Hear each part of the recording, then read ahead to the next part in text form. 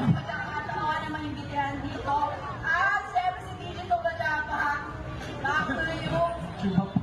Thank you so much, Arlene. Biglang awa. Akala ko magsasalita ka ng napakahaba ng yun. Oo. Okay. Babasahin ko sana yung rank mo.